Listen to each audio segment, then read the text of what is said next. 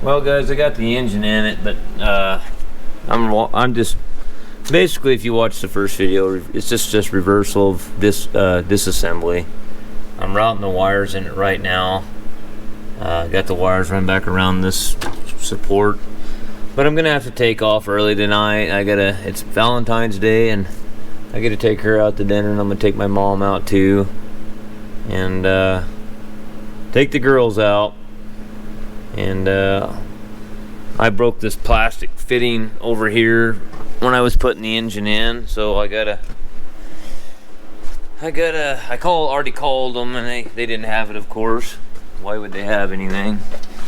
But it's not even really a T, it's a cross fitting right here. So I got to get this cross looking like thing, plastic pile of crap for the fuel system, and then I'll trying to wake my viewfinder up to see if my camera's still running. Anyways, I'm just gonna do some wiring and stuff tonight, and before I go, and I got another hour or so before I'm gonna leave. But I'll put this video out of the rebuild on the engine and installing it and all that good stuff, and then I'll get that fitting tomorrow and we'll start it. And then I'll get Joe's cat fixed and get it out of here. And then I got this 6715. It's a lot of work there. And then I got the Excursion. I got a Excursion back there that needs injector cups in it. I've got all kinds of crap to do. And I got to get Stacy's Iveco engine torn down and get the parts coming for it. Get the head sent off. So anyways, guys, I'm going to keep rolling tonight and till about, I don't know, 5:30 or so here, and load up and go take the girls to Valentine's dinner, and we'll see you again on the next one.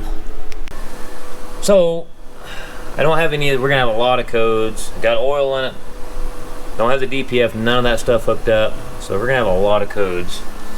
But I just want to see, and I've got the NOCO booster on it, and I want to see if it'll turn over, for one thing, which it should. But where is the exhaust filter system? Yeah. Okay, yeah.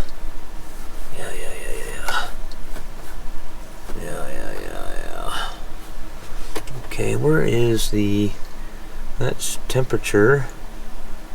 Is there an oil pressure? It just got an idiot light. What is the deal here? There's temperature. Alright.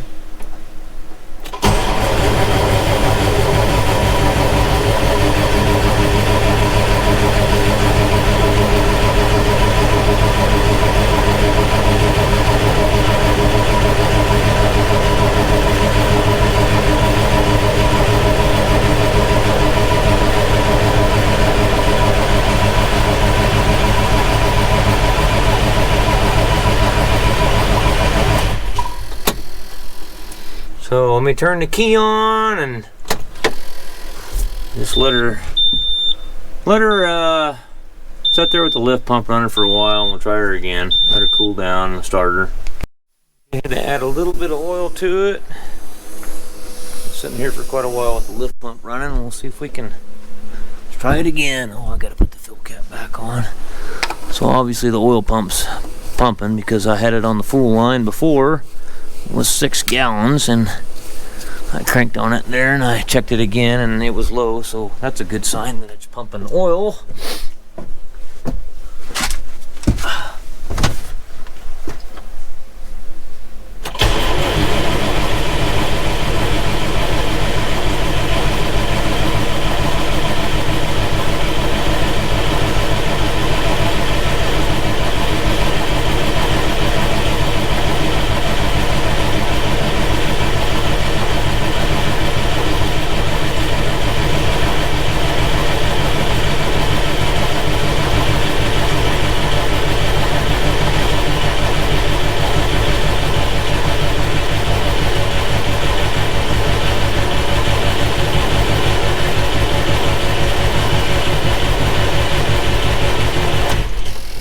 Thought it would have started by now. Oh, looks like we had a line that we didn't tighten up on the rail, which would explain why It's not starting. All it takes is one of them to bleed all your pressure off on a common rail, and she ain't gonna start. I guess I better check all these. Good old human error factor.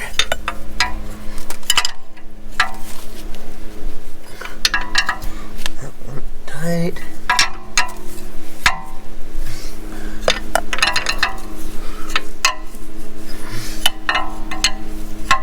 That one's tight. That one's tight.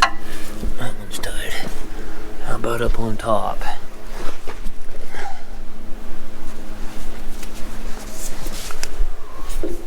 Leaking up here anywhere? I know those are tight because I torqued those. I always torque the ones because these John Deere's, the lines actually hold the feed tubes in. Those were torqued with a crow's foot. So I know those are correct. And I know if I don't take my nice light my son got me off that tire, it'll vibrate and it will break it, and I will be pissed at myself. What's our oil looking like now? Did it go down anymore?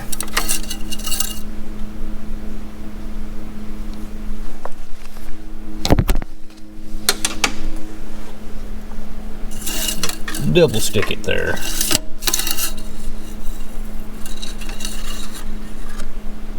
Right at the full level. Okay, now that I've got my fuel leak fixed, shall we try again?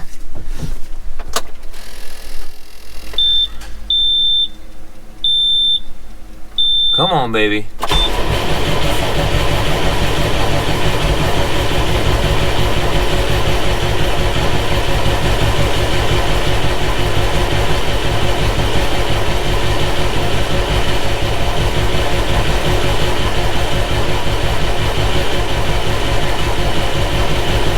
Got fuel there now.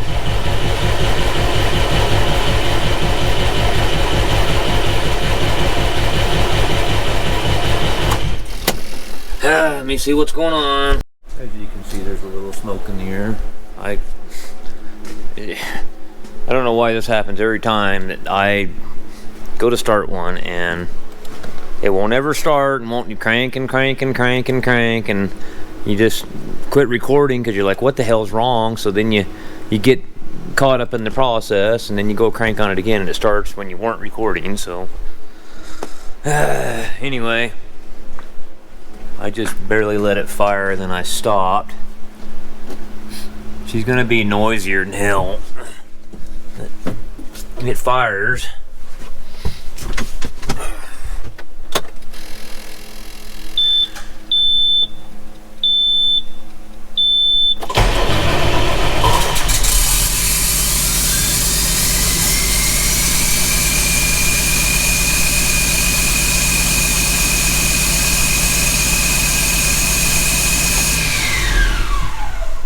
Okay, no knocking or banging. Whew. No stop engine light come on. Let's check our oil again. I know it's pumping oil, but I just want to make sure.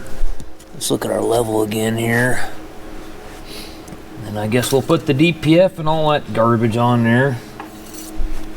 And I mean, that shit is garbage.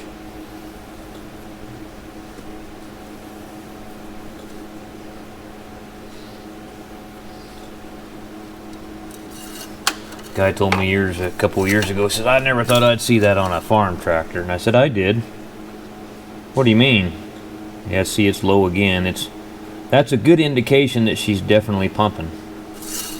I says, I definitely see that. I said, you know why? And he goes, why? I says, because people are so dumbed down in this country, they can't see all this stuff. I mean, what a coordinated effort these globalists have done with climate change and all this other shit combined together to come into this pivotal moment in history to where they're, if you haven't seen that all this shit is about control, how they've manipulated your minds and believing that you're doing the right thing by buying an emissions-friendly car and all these other things. They use every crisis to their advantage, and then they keep taking more freedom and more freedom and more freedom. The whole purpose of emissions controls is not to save the planet. It's to get you out of your car. Well, it's a lot of work on these, but I mean, it is what it is, even if it costs me an hour. I'm going to take all this crap off the top here. Well, this assembly here, and then these brackets, and I'm going to pull this valve cover off, and I'm going to verify that it's oiling on top. Alright guys, so we got the valve cover back off. Just had to check, and she looks pretty good. Everything's wet all the way out to the valve bridges, and all the valve bridges are all on there square. All that looks really good thus far. I'm happy. Yeah, she's oiling good. Okay. I see oil clear over here, so that's a good sign. Okay, well, I know it's a lot of work and it's a pain in the butt, but you know what? I'll sleep at night. Alright, so let's stick this back on there.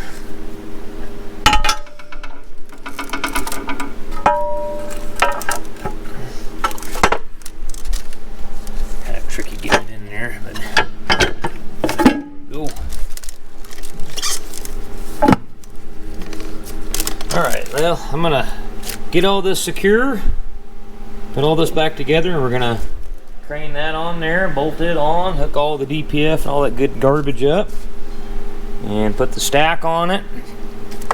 And then I'm just going to pour straight water in it for now, because another precautionary thing. I try not to waste everything, you know, all the stuff. And this, when that Trent was working here for the little time that he worked here, which I never could seem to get that across to him, of how expensive all this stuff was. I had him working on a Dodge pickup, and I tried to stress to him, you know, hey, you got to pull the EGR cooler off to pull the exhaust manifold off on that 6.7 Cummins. So get some clean buckets, drain the antifreeze out of it, drain the coolant. He just kept pulling hoses off and pulling hoses off, and just water everywhere, you know. Just, I said, you know that orange and red antifreeze is $20 a gallon?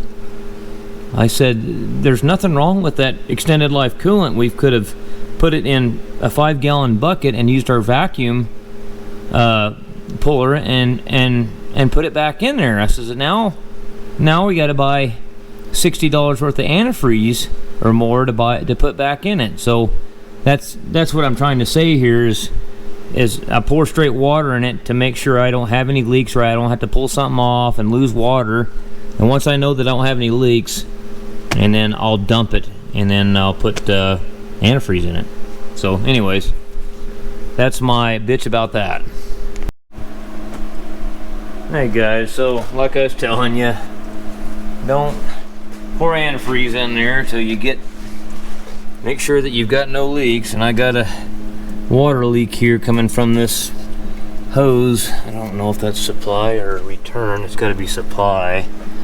It's coming off the thermostat housing going to the EGR cooler, and I tightened that clamp. That hose must be split underneath it, so I'm gonna get a calipers and measure this tube, and looks like about 3/4 inch. See if I got any 3/4 inch heater hose or something, and drain the water back out of it and fix that. Let's check the oil one more time. I just thought maybe you don't want to hear it run with a...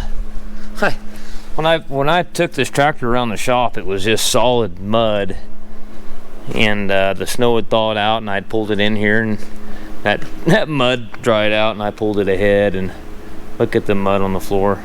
Well, it'll make good for sopping up the oil that was where the tractor was sitting, which really there isn't much. But that's water on the floor back there. I took the water hose, and it overfilled on me, and I had to run to the faucet there in the pump room and shut it off. It's just water. So anyway, yeah, let's just check our oil real quick and see what it looks like. Make sure there's no water in it. That would would not be good. Should be nice and clean. Just stick it again there. What are we looking like there? Yes, very nice. Right on the full line, which is where it was. Okay, let's just fire it up so you guys can hear it one more time. You know, that's going to be blowing water out of there everywhere. But I got one code I got to take care of, and I know what it is. It's this one sensor. When I unplugged it, I broke it. And I mean, if you guys can give me all the shit you want until you've been here and done this. These things, if you breathe on them wrong, they break. They're horrible.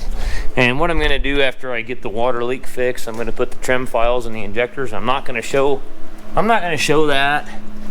With the way that John Deere's being, with all their information and wanting to sue everybody, and just, I used to bleed John Deere green. I really did, for the ag side of things, but not anymore.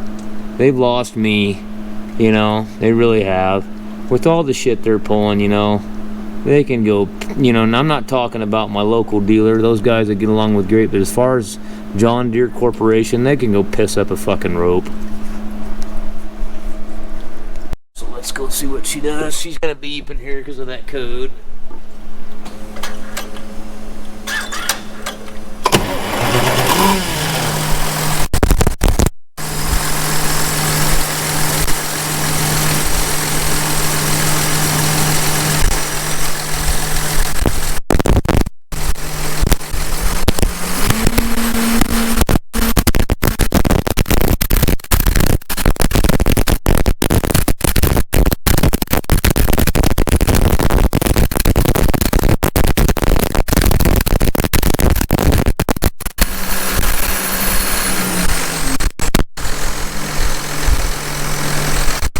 Probably gonna have a little bit of blow by. They usually do right after you get done. I haven't even had a chance to warm the engine up yet. I'd pretty much say there ain't hardly any there at all. Looks pretty damn good to me.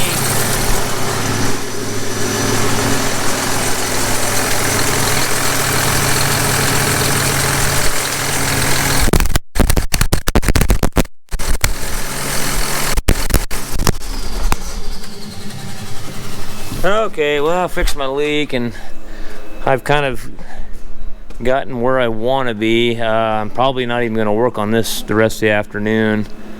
That has got to get out of here. Those guys owe me a pile of money. Anyways, I got to get the valve rebuilt, and one of my biggest goals was getting this tractor running to where I could get it to move, and then I could get the cat out of here. So that is what I'm going to do next.